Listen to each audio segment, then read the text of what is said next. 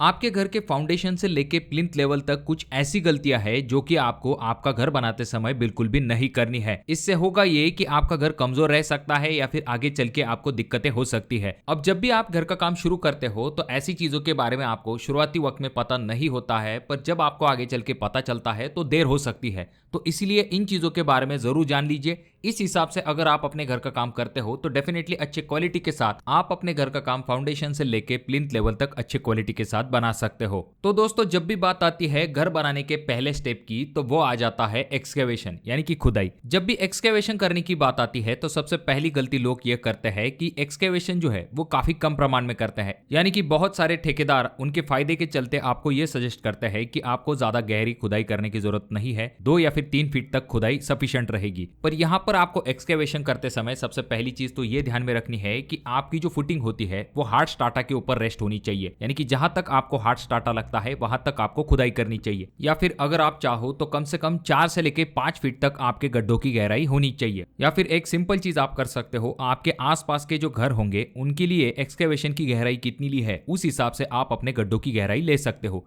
क्योंकि ये जो एक्सकेवेशन का पॉइंट है ये डिपेंड होगा आपके सॉइल कंडीशन के ऊपर। अब अगली गलती लोग करते हैं कि वो जो गड्ढों का साइज होता है वो एग्जैक्टली जितना फुटिंग का साइज है उतना ही ले लेते हैं। इससे दिक्कत ये होती है कि आपकी जो फुटिंग की जाली होती है वो डायरेक्टली मिट्टी के कांटेक्ट में आ जाती है, जिस वजह से आगे चल के इसमें बहुत ही जल्दी जंग लगने की समस्या होती है और शटरिंग वर्क करने में भी आपको काफी ज्यादा दिक्कत होती है। और इससे कभी कभी फुटिंग का साइज भी लोग रिड्यूस कर देते हैं।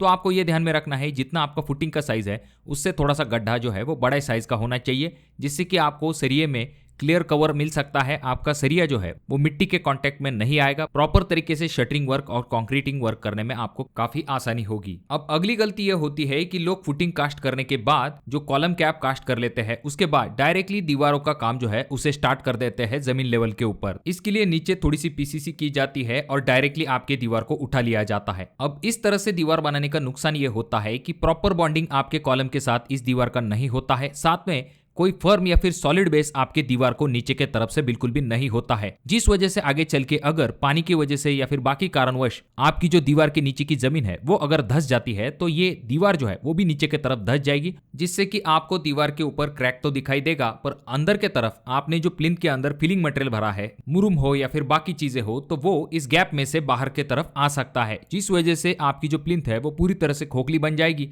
और आपकी फर्श जो है वो नीचे के तरफ धंस सकती है, आपको दीवारों के ऊपर क्रैक दिखाई दे सकते हैं। तो आपको ऐसी गलती बिल्कुल भी नहीं करनी है। जब भी आप फुटिंग का काम करते हो उसके बाद में इस तरह की कैप को कास्ट करते हो और जमीन लेवल पे आते हो तो आपको जमीन लेवल के ऊपर एक बीम देना है, जिसे कि हम ग्राउंड बीम कहते हैं।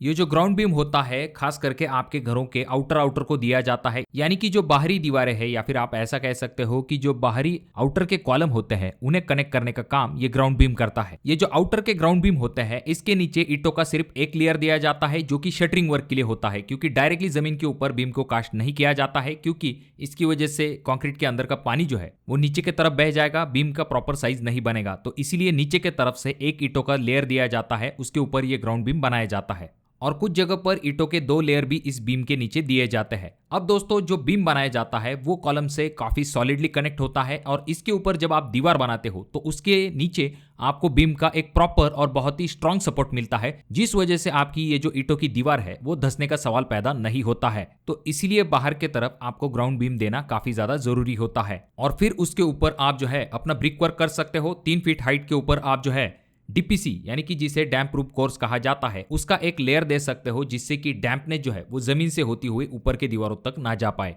और कुछ जगह पर ऐसी सिचुएशन होती है कि जो प्लिंथ की हाइट होती है वो काफी ज्यादा लेनी पड़ती है ग्राउंड लेवल से, यानी कि 5 या फिर 6 फीट हाइट तक आपको जो प्लिंथ की हाइट है उसे लेना पड़ता है, क्योंकि रोड लेवल से बाकी की जमीन जो है वो नीचे की तरफ होती है। तो ऐसे में आपको आउटर में ग्राउंड बीम तो देने हैं, पर 6 फीट या फिर आपकी जो 5 फीट हाइट है वहां पर आपको आपका प्लिंथ बीम देना है, जिससे कि डबल स्ट्रेंथ यहां पर मिल सकती है। क्योंकि इतनी बड़ी जब हाइट हो जाती है और उसके अंदर आप जब फिलिंग मटेरियल भरते हो, ऐसे में ग्राउंड बीम नीचे की तरफ रह जाता है, जिस वजह से ऊपर के तरफ फिलिंग मटेरियल जब आप भरते हो तो आपकी दीवारें बाहर के तरफ बेंड हो सकती है। तो इसीलिए अच्छे तरीके से टाई होने के लिए आप ऊपर के तरफ भी एक प्लिंथ बीम दे सकते हो, पर इसके लिए आपकी प्लिंथ की हाइट ज्यादा होना जरूरी है। अब दोस्तों, रही बात अंदरूनी बीम की, तो एग्जाम्पल के लिए अगर आपके प्लिंथ की हाइट 3 फीट तक है और आपने आउटर में अपने ग्राउंड बीम दे दिए है, तो अंदरूनी बीम जो है उसकी हाइट आप थोड़ी सी ऊपर की तरफ ले सकते हो। अब इसके बाद आपको नेक्स्ट चीज जिसके तरफ ध्यान देना है कि जो कोई भी आपके प्लिंथ बीम है या फिर ग्राउंड बीम है, तो वहां पर आपको डेवलपमेंट लेंथ देना काफी ज्यादा जरूरी है। बहुत सारी जगह पर जो ठेकेदार होते हैं वो अपना काम बचाने के चक्कर में डेवलपमेंट लेंथ नहीं देते हैं, जो कि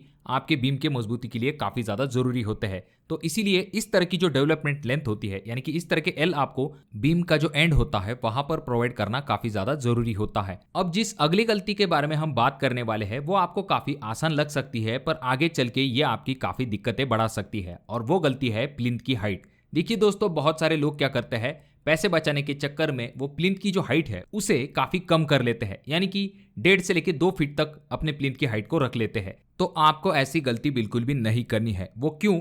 देखिए दोस्तों, जहां तक बात आती है आपके प्लिंथ की हाइट की, तो इसे आगे चल के बढ़ाना काफी मुश्किल होता है। बहुत सारे लोग जैक वगैरह लगा के इसे उठाने की कोशिश करते हैं, पर उसमें स्ट्रक्चर जो है वो भी डैमेज हो सकता है, आपका खर्च जो है वो भी काफी बढ़ जाता है। तो इसके लिए आपको ये गलती बिल्कुल भी नहीं करनी है। आपको कम से कम अपने प्लिंथ की जो हाइट है उसे 3 फीट या फिर उससे ज्यादा ले लेना चाहिए। अगर आप प्लिंथ की हाइट कम कर लेते हो तो इसके कुछ नुकसान होते हैं, जैसे कि आसपास जब आपके काम होता है, रोड का काम होता है, तो इस वजह से आसपास की जो जमीन लेवल है वो हमेशा थोड़ी थोड़ी करके ऊपर की तरफ आती रहती है, जिस वजह से 10-12 साल बाद आपका घर जो है वो रोड लेवल तक आ जाता है। इससे होता यह है कि जब भी बरसात का पानी आता है वो डायरेक्टली आपके घर के अंदर भी घुस सकता है। तो ये सबसे बड़ा नुकसान होता है। उसके बाद जाकर लोग ये सोचते हैं कि हम जैक लगा लेंगे और घर को उठा लेंगे। तो देखिए दोस्तों, ये चीजें बहुत ही मुश्किल होती है, इसमें बहुत सारा नुकसान होता है और खर्च ज़्यादा होता है, और जैसे कि मैंने आपको कहा कि स्ट्रक्चर डैमेज होने के चांसेस भी काफ़ी बढ़ जाते हैं। तो इसीलिए शुरुआत में ही अगर पॉसिबल है तो 2-3 लेयर देने में ज़्यादा आपको पैसे खर्च भी नहीं होंगे, पर आगे चल के बहुत सारी दिक्कतों का सामना आपको नहीं करना पड़ेगा। प्लिंथ की हाइट अगर आप कम रख लेते हो तो इससे आगे चल के आपकी जो ड्रेनेज लाइन है उसकी लेवल कम रह जाएगी, और जो मेन गटर लाइन है उसकी लेवल अगर ऊपर चली जाती है तो ऐसे में पानी जो है वो ग्रेविटी की वजह से उस गटर तक नहीं पहुंच पाएगा, जो कि बहुत बड़ी दिक्कत हो सकती है। तो दोस्तों, इसीलिए प्लिंथ की हाइट आपको कम से कम 3 फीट तक रखनी चाहिए। उसके बाद अगली गलती जो कि लोग करते हैं उसमें होता यह है कि प्लिंथ लेवल से आपके जो कॉलम के सरिये निकले हुए होते हैं उनका जो लैपिंग होता है वो गलत जगह पर किया जाता है, गलत तरीके से।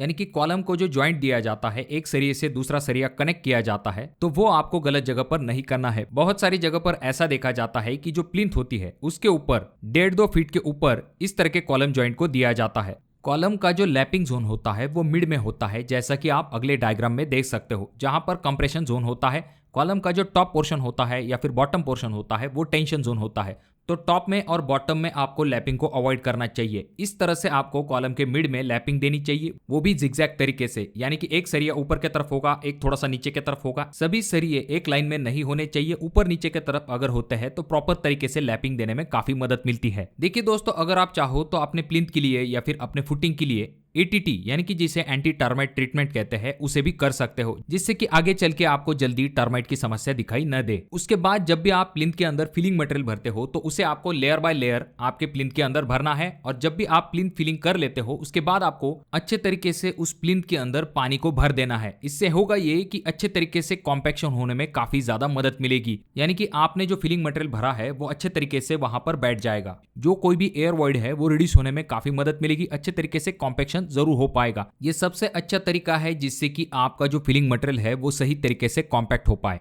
जब ये अच्छे तरीके से सूख जाएगा उसके बाद जाकर आपको प्लेट कॉम्पैक्टर की मदद से अच्छे तरीके से कॉम्पैक्शन जरूर कर लेना है। उसके बाद जाकर आपको सूलिंग और PCC को कर लेना है। तो इन चीजों के तरफ जरूर ध्यान दीजिए जब भी आप अपने घर का एक्सकेवेशन से लेके प्लिंथ लेवल तक काम करने वाले हो। बाकी अगर आप फाउंडेशन के बारे में डिटेल में जानना चाहते हो तो उसकी हमने एक सेपरेट वीडियो बना के रखी है, जिसमें कि हमने बात की है कि किस तरह से आपके घर का फाउंडेशन आप मजबूत बना सकते हो। आई बटन या फिर एंड स्क्रीन में मैं उस वीडियो की लिंक दे दूंगा, चाहे तो आप उस वीडियो को भी देख सकते हो। अगर आपके कोई सवाल है तो कमेंट जरूर कीजिए। अगर आपकी कमेंट इंटरेस्टिंग होती है तो उस टॉपिक के ऊपर मैं वीडियो बनाने की जरूर कोशिश करता हूँ। वीडियो अगर आपको अच्छा लगा हो तो जरूर इसे लाइक कर दीजिए। बहुत ज्यादा ही अच्छा लगा हो तो अपने दोस्तों के साथ जरूर शेयर कीजिए। और ये जो तीनों वीडियो है इनमें से कोई एक वीडियो आपके जरूर काम में आ सकती है।